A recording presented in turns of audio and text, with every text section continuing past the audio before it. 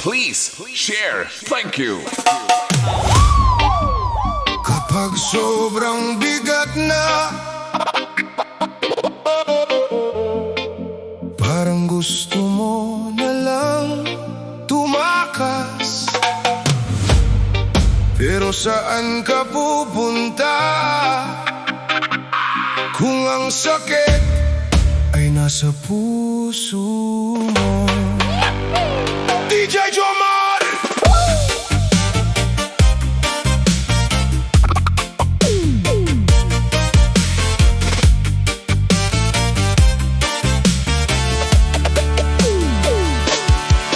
Araw-araw akong nakangiti, ngunit sa loob ay unti-unting nadudurog. Walang nakakapansin sa aking mga luha, dahil sanay na akong magkunwari. Kapag sumasapit ang gabi, mas lalo kong nararamdaman ang lungkot. Mga pangarap na unti-unting nawawala, kasabay ng pag-asa sa aking dibdib. May nagsabi, problema'y tagay na lang. Ngunit habang lumilipas ang gabi, hindi pala nawawala ang sakit. Problema ay tagay, pero bakit mas mabigat pag-uwi? Hindi pala kayang lunurin ng alak ang sugat sa puso. Problema ay tagay, sandaling saya lang ang nadarama. Pagsikat ng araw, nandoon pa rin ang parehong problema. Hinahanap ko ang kapayapaan, ngunit mali ang landas na tinahak ko. Hindi sa baso ang tunay na lunas, kundi sa pagbangon kahit mahirap. Unti-unti kong naunawaan na ang bawat sugat ay may paghilom. Basta wag lang akong sumuko sa buhay na ipinagkaloob sa akin. Hindi kasalanan ang umiyak, hindi kahinaan ang humingi ng tulong. Ang tunay na tapang ay ang harapin ang bukas. Problema ay tagay, hindi na yon ang pipiliin ko. Mas pipiliin kong lumaban kahit mabagal ang aking pagbangon. Problema ay tagay, hindi na ako magtatago sa dilim, dahil alam kong may pag-asa pa habang patuloy akong humihinga.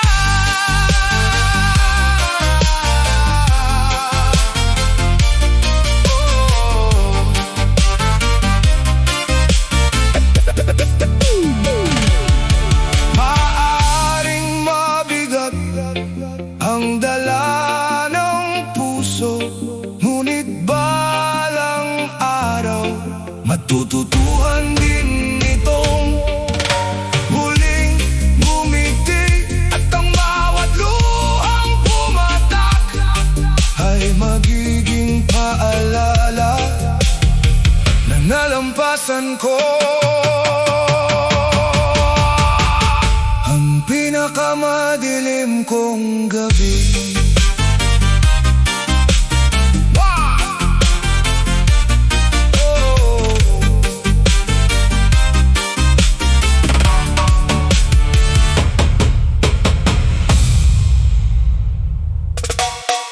May timbangan ba na pantay para sa lahat? O may mga pusong mas mabigat ang pasya? Kapag mahirap ka lang, DJ Djjoemar!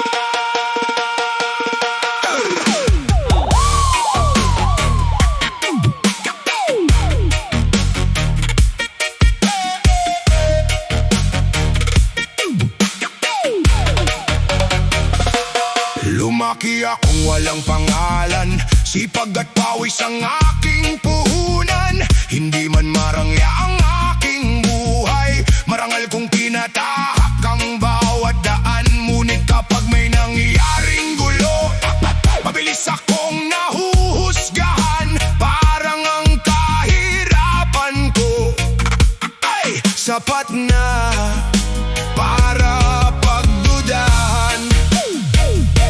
Ang nais ko lang ay marinig din na ang bawat tao may karapatang pakinggan. Batas ng mahirap, bakit parang mas mabigat ang bawat hakbang? Kapag salat ka sa buhay, pakiramdam mo'y ikaw ang unang napaparatangan. Batas ng mahirap, habang ang may pera'y may pagkakataong magpaliwanag. Ako man ay nangangarap na balang araw pantay ang hustisya para sa lahat.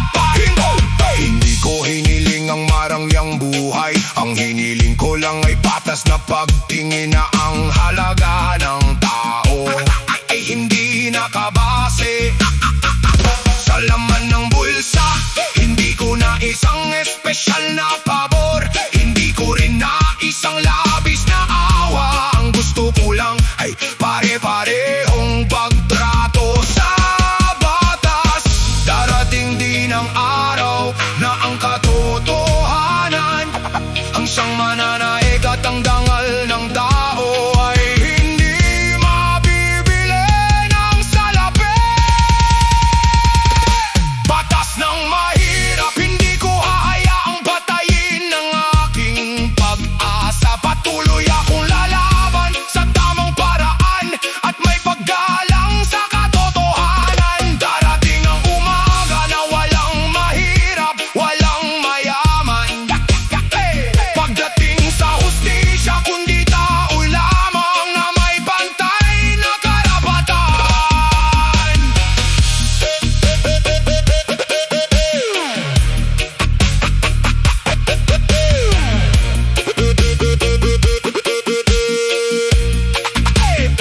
Maaaring salap ako sa yaman, ngunit hindi kailanman sa pangarap. Hanggat may pag-asa, mananatili akong naniniwala na ang tunay na hustisya ay para sa lahat.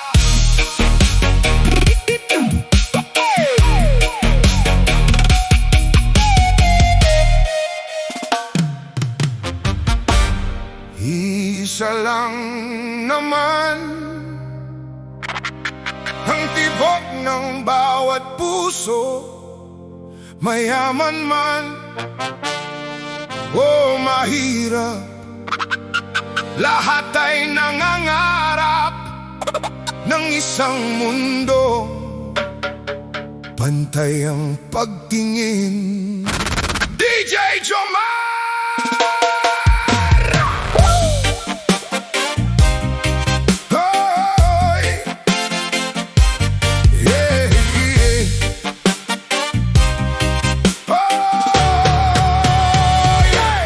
Lumaki akong walang kayamanan, ngunit may dangal na hindi mabibili. Pawis ang puhunan sa bawat umaga, pagod ang baon sa bawat gabi. Maraming pinto ang isinara sa akin dahil lamang sa aking katayuan. Ngunit hindi ko iniwan ng pag-asa na balang araw may makikinig din. Hindi ko hinihingi ang pabor, ang hinihingi ko lang ay ang karapatang mapakinggan. Hustisya para sa mahihirap, hindi awang aming hinihiling, kundi patas na pagtingin at pagkakataong may patanggol ang aming sarili. Hustisya para sa mahihirap, hindi hadlang ang kahirapan.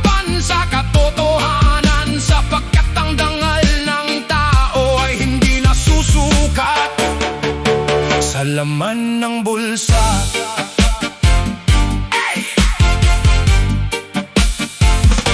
Sa bawat luha ng isang magulang, sa bawat batang may malaking pangarap, may pusong patuloy na lumalaban. Kahit kapos ang lahat sa buhay, hindi man kami kilala ng mundo, may boses kaming nais marinig. Dahil ang bawat tao may pantay na halaga, anuman ang kanyang estado. Darating ang araw na hindi na yaman ang magiging sukatan, kundi ang katotohanan, paggalangan at katarungan. Hoy! Oh!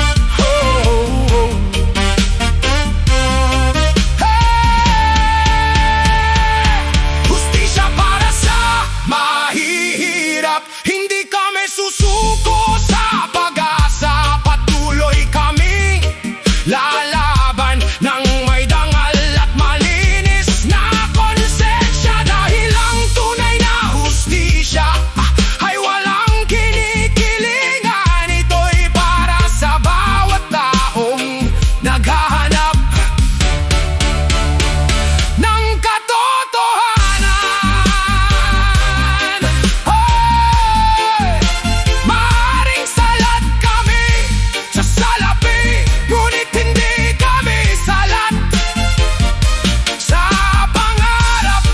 At hanggat may pag-asa, patuloy naming ipaglalaban ang isang mundong kung saan ang hustisya ay para sa lahat.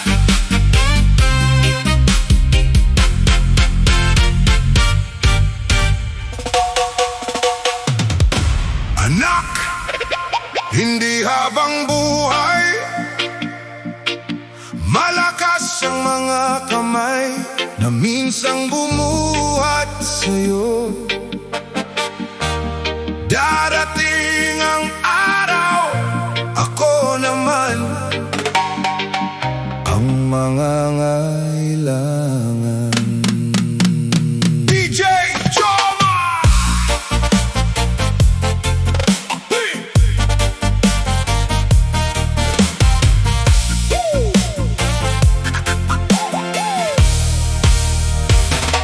Noong unang beses kang lumakad, mahigpit kitang inalalayan. Noong hindi ka pa marunong magsalita, ako ang umunawa sa bawat tiyak mo. Nagtiis ako ng pagod at gutom, maitaguyod lang ang ating tahanan. Ang bawat pawis sa aking noo ay alay sa kinabukasan mo. Ngunit ang panahon hindi kayang pigilan, unti-unti rin manghihina ang aking katawan.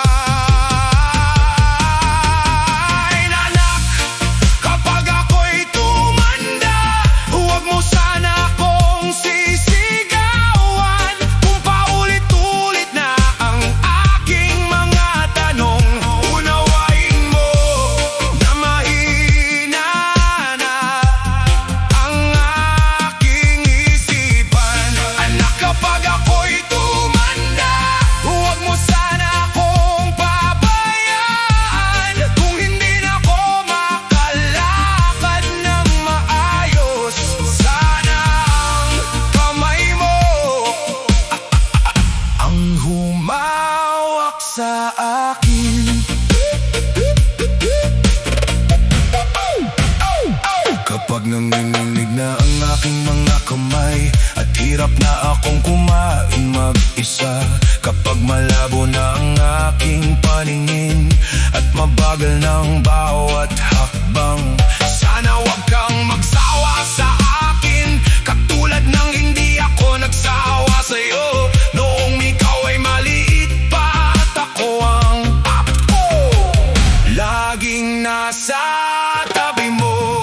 Hindi ko hinihingi ang marangyang buhay. Ang gusto ko lang ay maramdaman na mahal mo pa rin ako. Kung dumating ang araw na hindi ko na maalala ang lahat, sana ang pangalan mo ang huling mabigkas ng aking mga labi. Anak, wag mo akong kakalimutan kapag ako'y mahina na at matanda. Ang ama mong minsang naging matatag ay mangangailangan din ng iyong pag-aaruga. Anak, sana ako ang iyong alagaan, katulad ng pag-aaruga ko sa'yo noon. At sa huli kong paghinga, ang hiling ko lang ay marinig kang magsabi, Tay, nandito lang ako.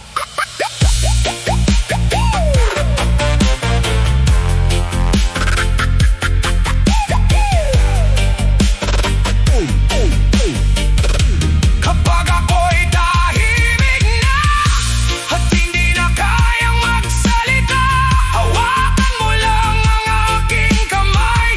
Dahil bago ako tuluyang pumikit, gusto kong maramdaman na ang batang minsang karga-karga ko ay hindi ako iniwan. At sa puso ko dadalhin ko ang kapayapaan, na ang aking anak ay natutong magmahal tulad ng pagmamahal